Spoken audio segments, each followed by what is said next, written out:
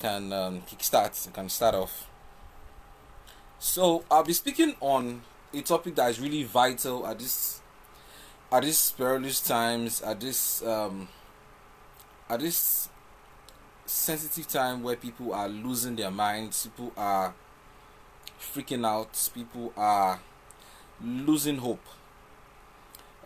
First and foremost, the statistics that by the World Health Organization that says that over 800,000 people, even perhaps over 1 million people all over the world die by suicide every year. What it means in perspective is that every 40 seconds, someone somewhere in the world commits suicide. Someone somewhere in the world takes their life either by jumping off the bridge, hanging themselves, shooting themselves, or as is known in this part of the world, in Nigeria, people take sniper, to take their lives. And why they're doing this is just basically because they're going through some hard times, some really tough times, some difficulty, challenges, and they feel they cannot manage it, they feel they cannot handle it, and the next thing is to just take their lives. And the question is it a problem is it your problem or your challenge that actually makes you to hurt yourself or to take your life or to do something negative? It's not your circumstance, it's not our circumstances that really get to us mentally. It's how we feel about it, how we interpret it, how we react emotionally, either positively or negatively. So that's what I'll be speaking about today or tonight: building the right emotional response during hard times. Because you see, your emotions, naturally we are emotional beings. Let me give you an example of what it means to be an emotional being. If, for example, if you go to an ATM machine now and you input your digits, and then you say, perhaps you want to withdraw 10,000 naira, and then it withdraws, you get out 5,000 naira. There's no amount of crying, there's no amount of begging that you would do that the ATM machine will give you your money, because the ATM machine is automated. The ATM machine is a logical being. Yes, it's a being on its own, but it's logical. It has no emotions. But you see, if you go to the counter, if you go into the bank and go to the counter, and you perhaps you want to collect 10,000 naira, and then the cashier gives you 5,000 naira, and maybe for some reason, maybe you don't have enough money, and you begin to cry, you begin to shout, you see people begin to react. There are times when maybe you are in the bus, you don't have enough money, and you start to cry or you start to plead, and someone beside you just feels for you and says, okay, I'll pay for you. That's the power of emotions. Let me give another scenario. If, for example, a robot, during the days of Robocop, if a Robocop or a robot perhaps you see a child with a gun, a gun, the child interprets, the robot interprets the child with a gun to be dangerous, But as a human being, as someone who has emotions, who feels, you can easily read and know that, this child is harmless, or perhaps this child is with a gun. So that's the power of emotions. Emotions, they can make or mar us. And in this particular time, trust me, how you feel, how you react emotionally can go a long way in sustaining you or destroying you. So let's start off. Let me tell a story.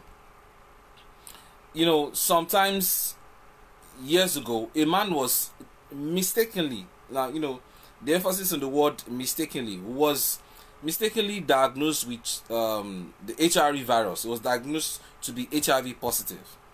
And of course, what sort of reaction we saw the person, put up when you become when you find out that you're HIV positive. Of course, if you find out to be HIV positive, you would begin to feel bad. Thank you very much for joining. Thank you for JF Jabal, Samuel Temi Twin, Dolapo Orobemi, and Kolapo Lasisi. Thank you for joining us. You can drop a comment if you're following this session and you can hear me clearly.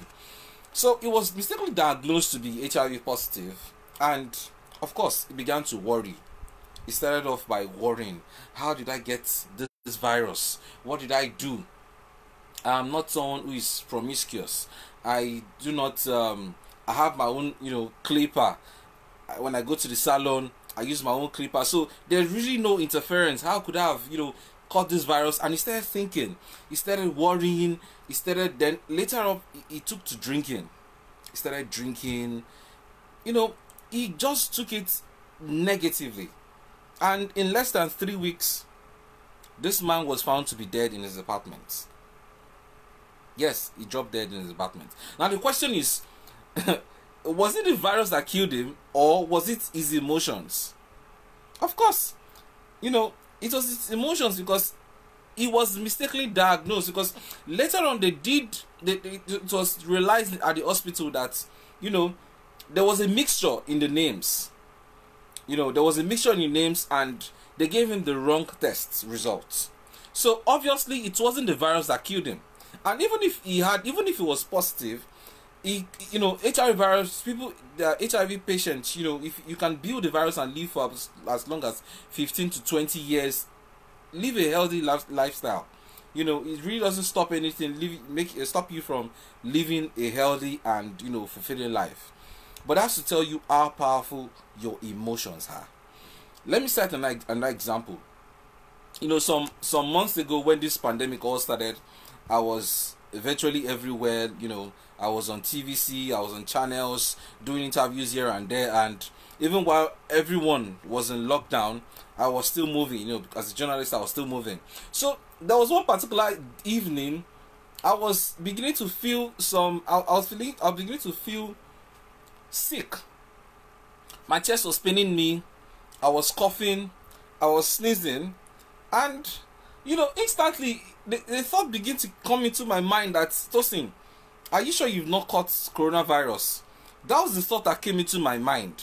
Tosin, are you sure you've not caught corona? And immediately I started thinking that way. Trust me, I got more sick.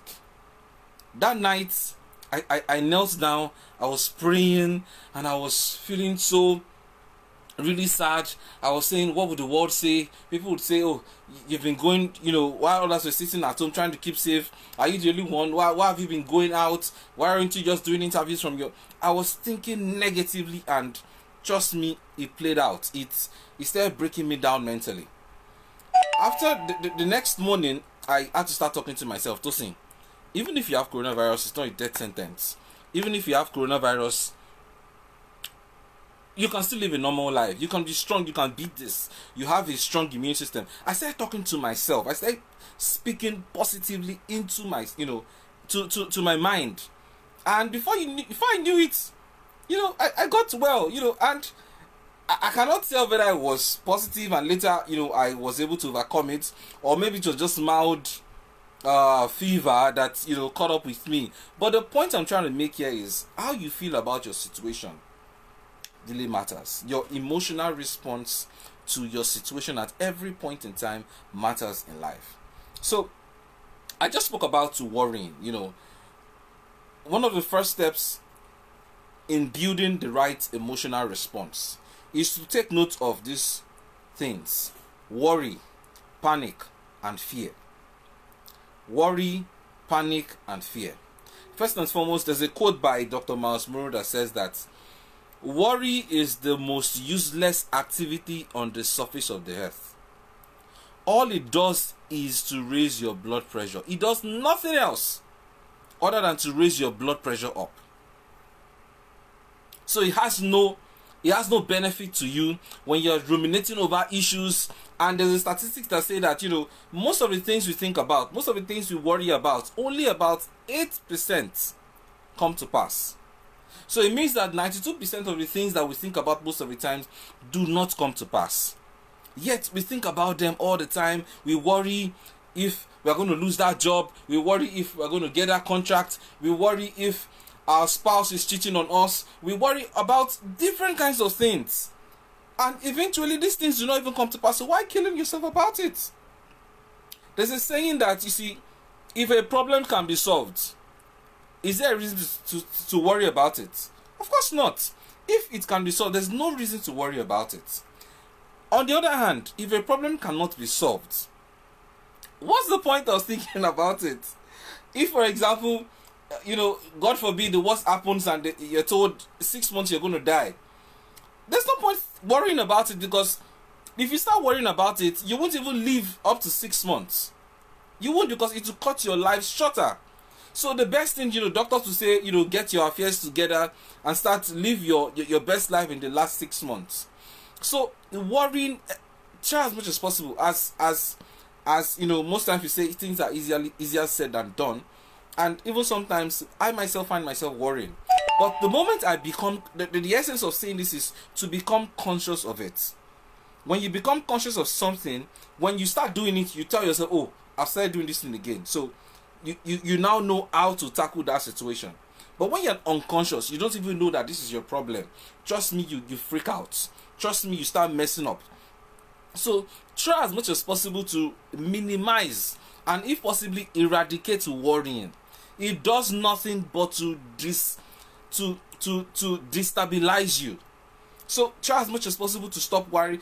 Panicking, I don't need to speak about panic. Panic can, if for example you get into a situation, for example you're driving and maybe you take the wrong route and you just see, maybe you see last mile on the road. If you start panicking, trust me, even the last mile, when they eventually find you, they can read that in your emotions, they can read that in your body language, and they know that, okay, this person is not confident, there's something wrong, and they'll reprimand you. But if you can be calm at that situation, that particular time, trust me, you would even know how to respond better. You could say, oh, there's an emergency, something came up, and you talk yourself out of the situation. So panic is not good. You can't make a good decision when you're panicking. There are times when you become anxious about certain things. Always cool your mind. There's a story about a man who went to the river and he wanted to get water. But some people at one particular end, they were washing in the water. They were washing clothes in the water. And because they were washing, of course, the river became dirty. And he couldn't get water. He couldn't get clean water because it had been stirred. So what did he do? He went back, he sat down, he relaxed. After some hours, they had stopped washing. The dirt had settled down. They settled down. They, went to the bottom of the water. At that point, he came back and he was able to take clean water. That's how your mind is. When you panic, you can't think straight. You panic, you can't make good decisions.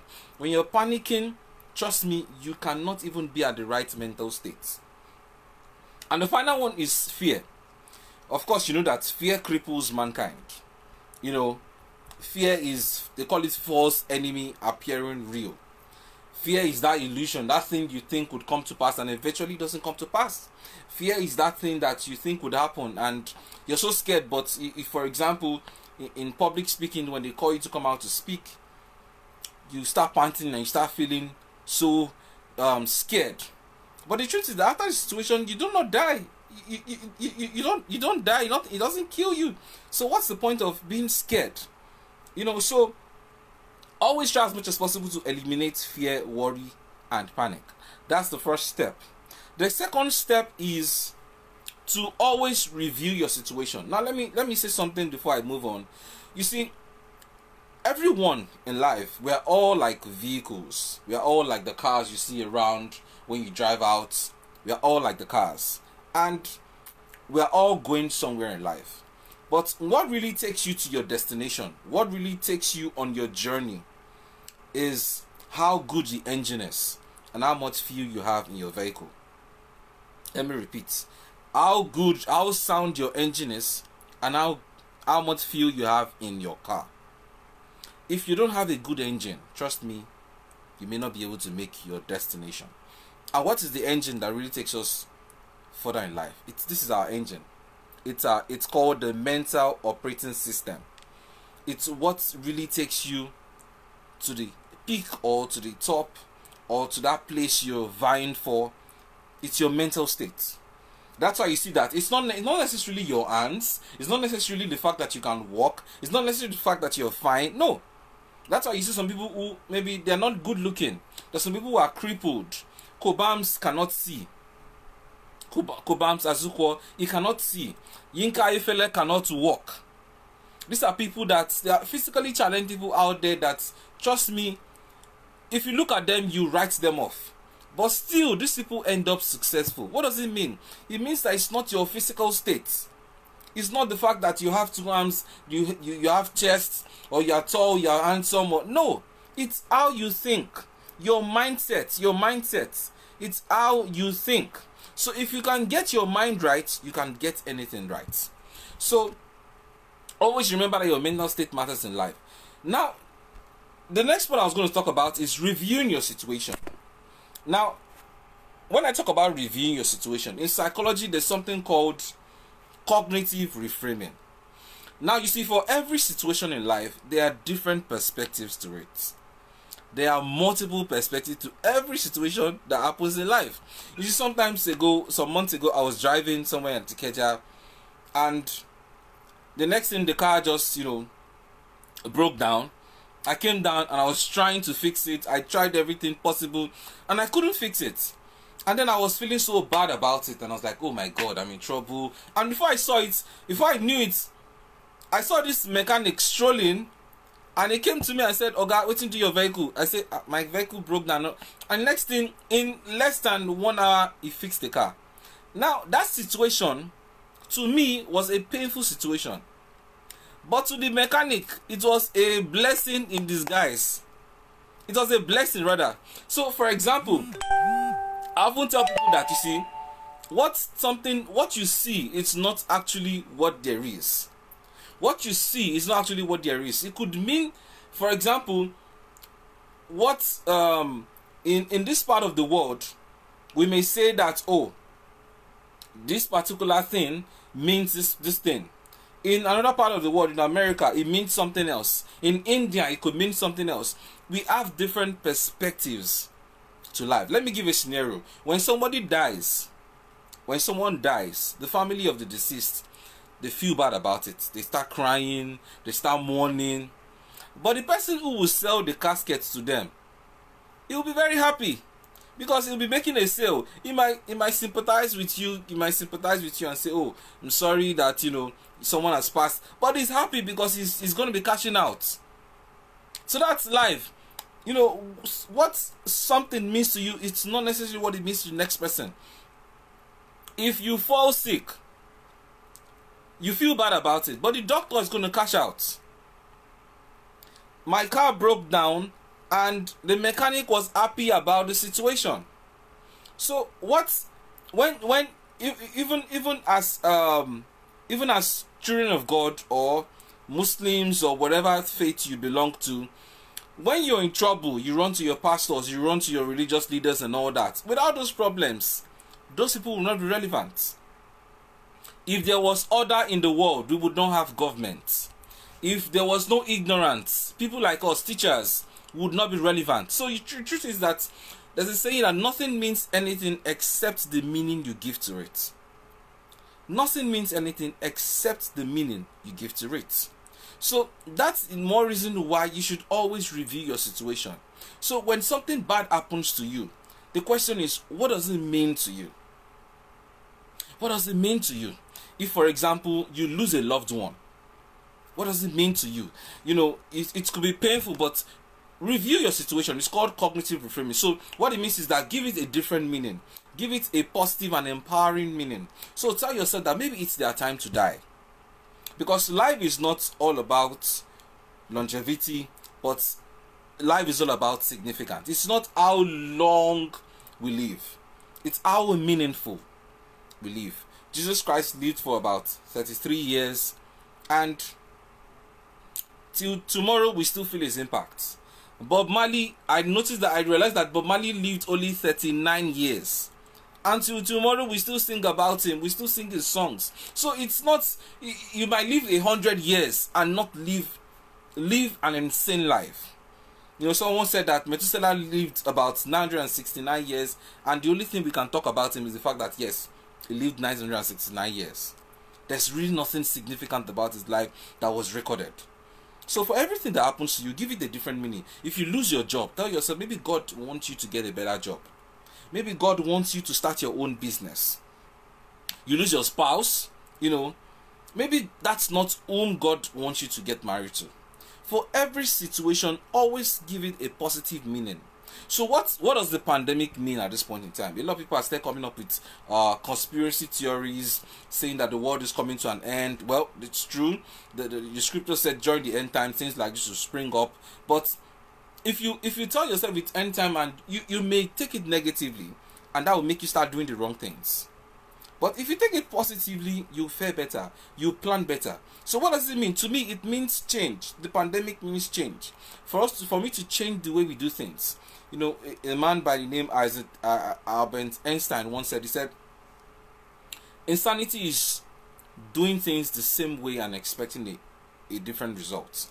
I would not be having this session with you online. I'll perhaps be at a church or be at an event and all that. But the pandemic has changed a lot of things. It has changed how we see things now, how we do things. And, you know, like I said, some people are even actually benefiting from the pandemic. The founder of Zoom, as at March, when the pandemic started, the founder of Zoom recorded over $4 billion. Not 4 billion naira. $4 billion. Now, would you tell such a person that the pandemic is bad? Of course not. Because his business is thriving at this point in time. The likes of Amazon, the IT professionals, e-commerce, these are people that are thriving at this point in time. Even the health professionals, this is the time we need them. This is the time they are most relevant. Apart from the fact that psychologically they may be drained, this is the time that has made them really relevant. So what something means to you is not necessarily what it means to the next person. So at every given situation, it's always imperative for you to attach a positive meaning to your situation. So name whatever your situation is, and trust me, you would always find a better way of interpreting that situation. The next thing is to beware of your language. Beware of your utterances. Beware of the things you say. I run a prison ministry, and when I went to Ikoyi prison with my team members, we got there and we were about to get in, and the warden came to speak to us, and he said, you see, you're coming into the prison. This place is not a prison. This place is a correctional center. You see, when he said that, my team and I, it changed our mindset.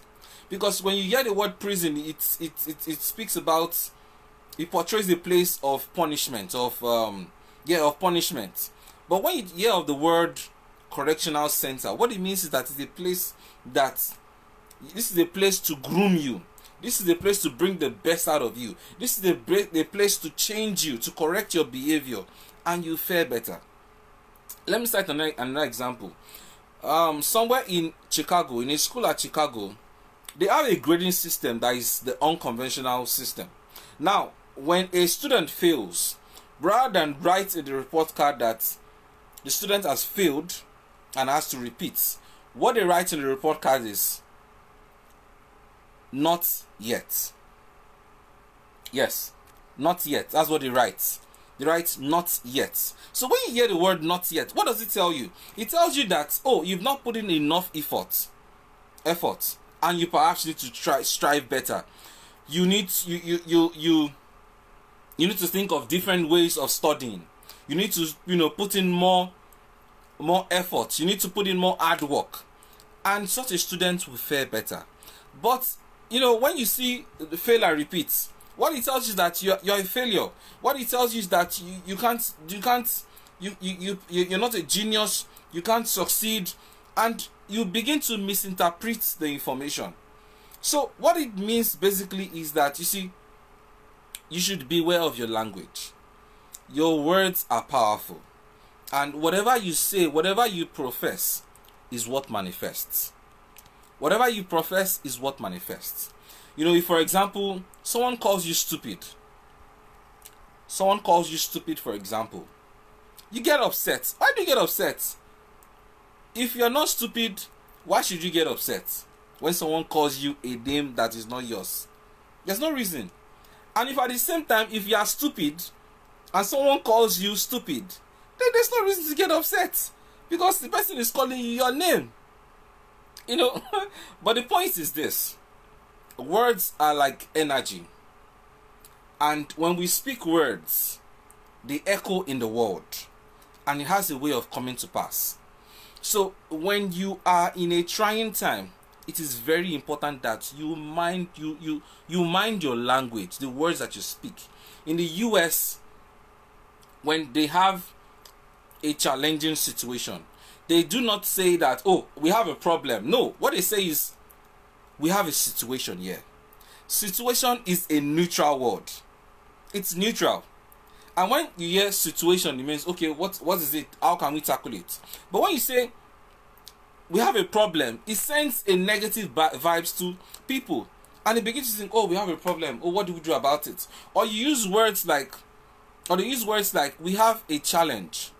And challenges are things that brings out the best in us, that moves us to the next level. For every level, there's always a challenge you need to surmount to move to the next level. So when you hear the word challenge, it means that, oh, if I beat this challenge, I'm going to move to the next level. That's the way your mind interprets it. So the point is, the bottom line is, always tame your tongue.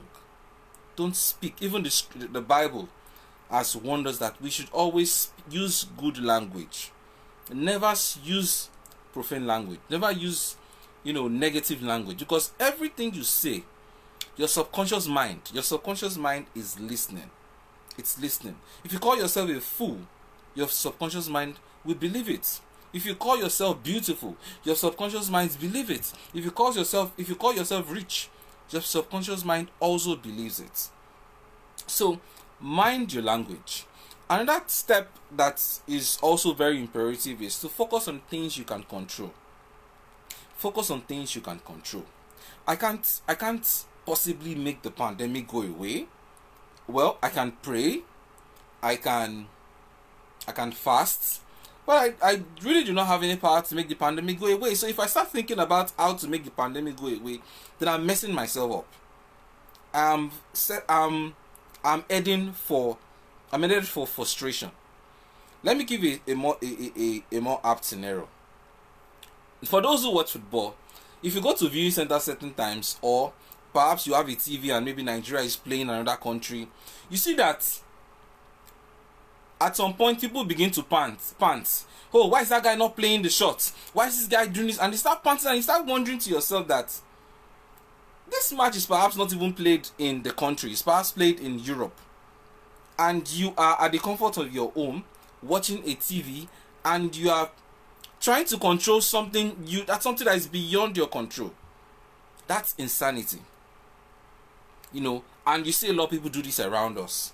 Trying to control things they cannot control. It's raining and you are upset that it's raining. Why should you be upset? It's a natural occurrence. It will rain at some point in life. Even this pandemic is not something new. The world has experienced different pandemics since the history of time. Since the dawn of humanity, we've had different pandemics. Even in biblical times, there was a great famine during the time of Egypt, and Joseph was the prime minister. Okay, he wasn't even the prime minister at the time, but it was that situation that made him become the prime minister. So, and when God revealed to him in a dream, or when God revealed to Pharaoh at the time the dream, God did not reveal why the pandemic or why the famine was going to happen. God didn't reveal that. No. God only revealed what it meant. So what it means is that, you see, we live in a world that, of course, in a world that is being ravaged by sin. We live in a world that, of course, we know, whether we believe it or we do not want to believe it, this is a world that is dominated by evil.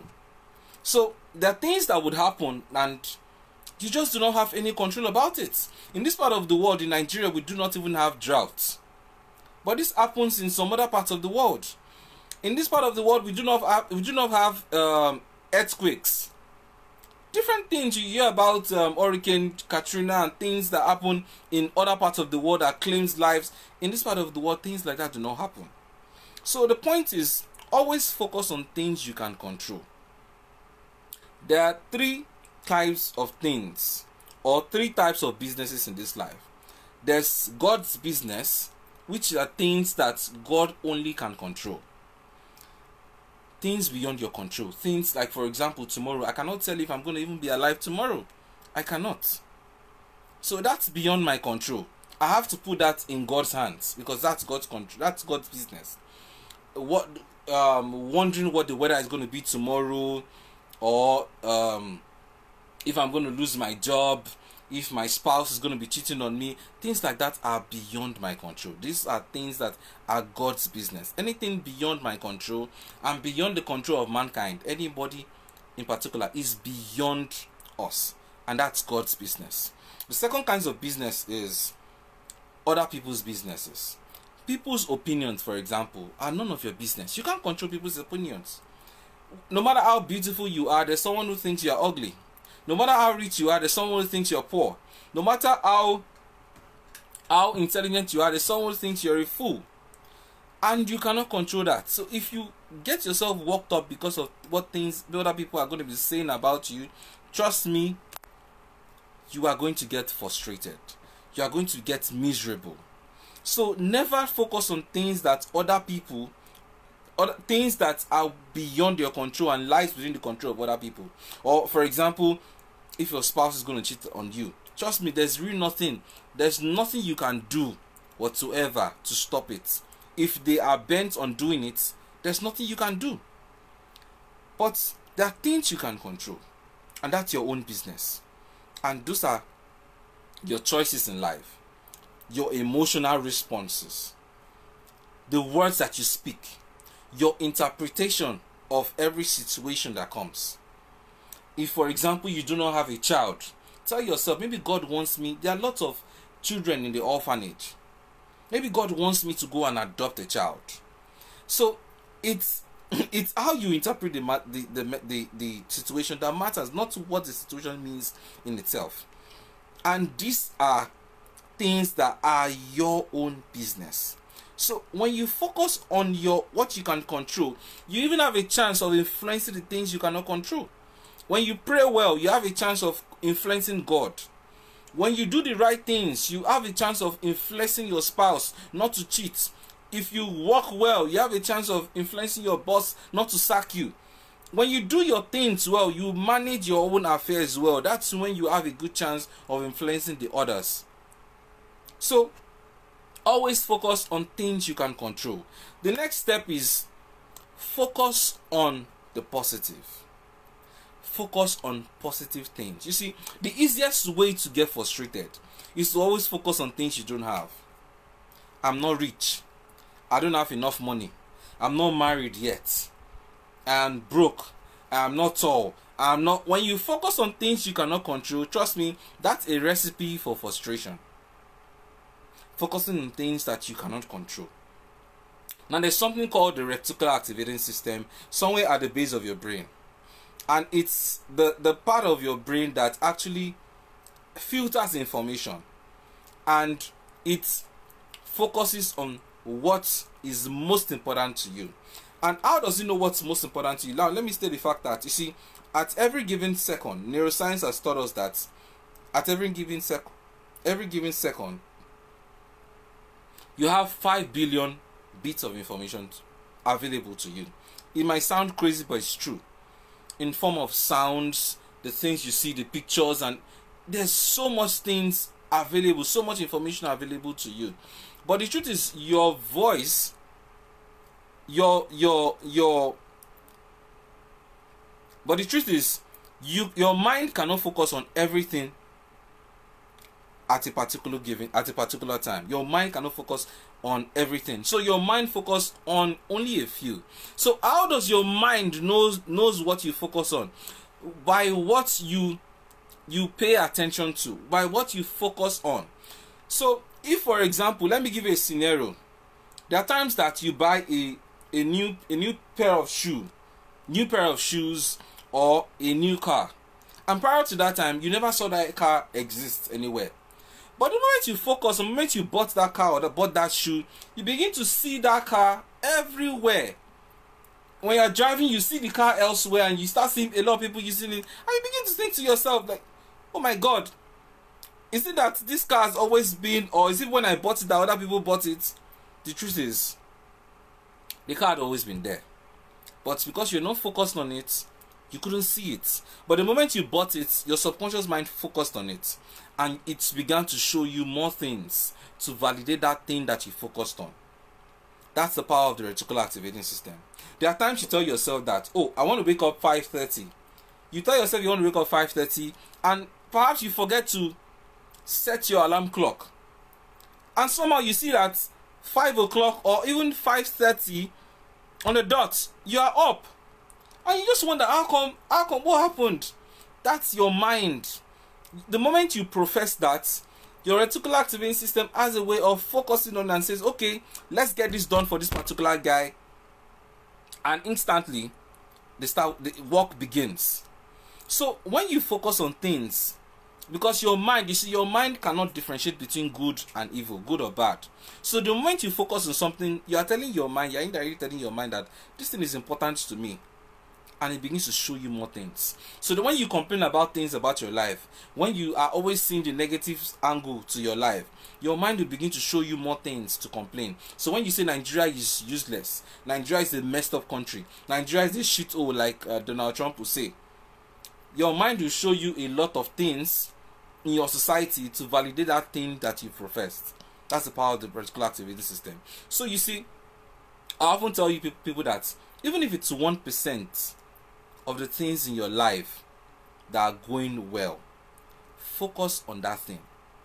Focus on it. Because you see, it's what you focus on that manifests. That thing that you focus on, the more you focus on it, it expands. So never focus on the negative side. In the Bible, when Peter was going to walk on the water, Jesus told him, said, walk on water, come and meet me. And he had to ask Jesus, tell me, or command me. And because he didn't have faith. And then Jesus had to ask him, okay, walk on water, come and meet me. And then he started walking because he was focused on Jesus. He was focused on the destination.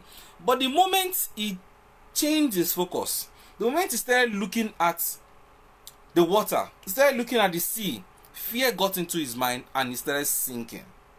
And that's life. When you focus on the wrong things, trust me, you begin to sink in life. So always ensure that you focus on the positive things in life. What are the positive things in life, in your life at this point in time? You are alive. Ali Baba, the founder of AliExpress, one of the billionaires of the world, a Chinese man, he said, you see, if staying alive is the only thing you achieve in 2020, then it's a great achievement. Think about the people that have died since coronavirus has started. Every single day, not even before coronavirus came in, every single day 170 people die across the world. People die and people are born into the world. So that you are alive is something to be thankful for. There's a saying that, you see, when you have a sore throat, that's when you know that even swallowing your saliva is a huge blessing.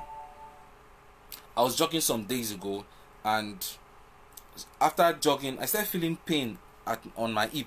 I started feeling pain, and that's when I realized that having freedom is a huge blessing. Okay, I think the network was trying to mess up. So I'll round off very shortly because time is fast spent, and there's always so much to share and just so little time. Respond positively to our situation.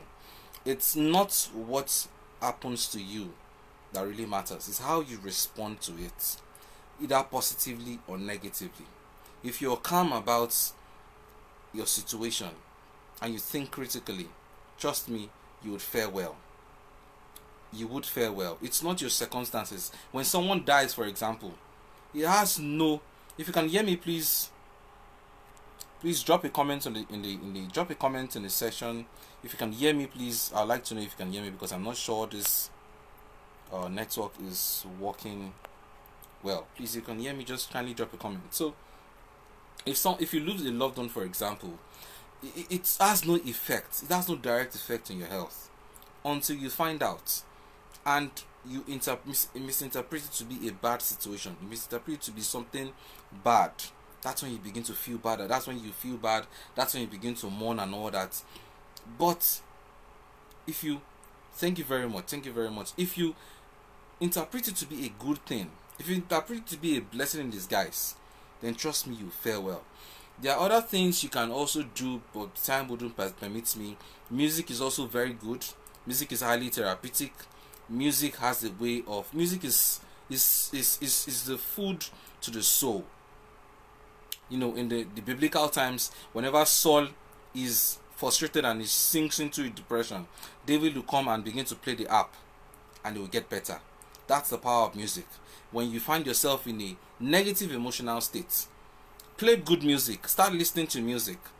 That's why you see a lot of people go to club. I don't blame them, you know, from a psychological point of view. I don't blame them, because dancing itself is therapeutic. So you could play music, listen to the songs, the songs, the secular songs. Listen to good music. Even gospel songs are also very good and danceable. Music is highly therapeutic. So listen to good music. Explore your creativity. This is a time for you to change. This is a time that seeks for us to change, because the truth is, the saying that insanity is doing the same thing the same way and expecting a different result. This is the time for us to change. We can't to do them in 2019. As 2020 has come, and we have to change. We have to move forward. This is the time for us to start doing online meetings. This is the time for us to start doing things differently. Think differently. If you say you cannot change, if you say, oh, I want to cling on to the old ways of doing things, you become frustrated. Yes, you will become frustrated. Look at this. Let me give you a scenario of the taxi drivers. Before, we used to use taxi drivers in came into the system. We all started taking Uber, and now the taxi drivers are why? Because they don't want to change. They are holding on to their old ways of doing things. And Alvin Toffler, a man said, you know, the religion, right? But the new trends. So if you say no, you want to keep doing things the old way, you become frustrated. And let me round off with this. You know, there's something about the God factor, and we all need to cling on to faith at this point in time, because the truth is, at every hard time, there are always people who, irrespective, they still soar. Irrespective, they still do well. There are people that are still making money. You know, okay. So let me round off quickly. So I was going to speak about the God factor. There are people that, irrespective of whether there's pandemic or there's no pandemic, they still do well. No matter what happens in the society, you know, even in the biblical times, we knew that even when things were tough, Abraham still was successful. When things were tough, Isaac was successful. There was a time when there was a great famine in the Bible, somewhere in Genesis, and you know, Isaac had to leave his own land and went to the land on the Philistines. And for everywhere they were trying to find water, for everywhere he digs, he finds water. So when the Philistines, they find out, they go and then they seize it from him, and maybe it somehow dries off. He goes somewhere else again, he digs, and he finds water again. And they leave, they go there, they seize it from him, and after a while, it dries off. Wherever Isaac lays his foot, he succeeds. Wherever he digs, he finds water. It's not about the principle. There's a special grace upon him. That irrespective, there's no such thing as a hard time to him. There's no such thing as a pandemic to him. And there are people like that in this modern days. And it's just God. So the God factor can never be overemphasized. You know, God says that irrespective of what happens, He says there will be tribulations in this world. It's a given. It's not whether you're a Christian or Muslim, there will be tough times. But the tough times would not overcome you. You would overcome them. And finally, this is the time for us to learn. This is the time for us to upgrade our skills. I've been taking online courses at this time, trying to learn, trying to upgrade myself. There's a quote that says that when the fishermen cannot go to the sea, psychological principles like faith comes by hearing and hearing. It's not a Christian monopoly. What you hear over time is what you believe, because the information is being passed through you. You acquire information through your ear and your eye gates. So these are principles that we need, the strategies we need to begin to apply, and trust me, we will fare well. And always remember that, you see, pain is inevitable in life. Difficulties, these things are inevitable, but suffering from them is completely optional. And it boils down to how you respond to your situation, how you respond during hard times. Thank you very much. It's my pride, privilege, and pleasure to be serving in my best capacity. If you have any questions, please kindly leave in the comment section and I'll answer your questions. So it's time for questions. Kindly leave your questions if you have any.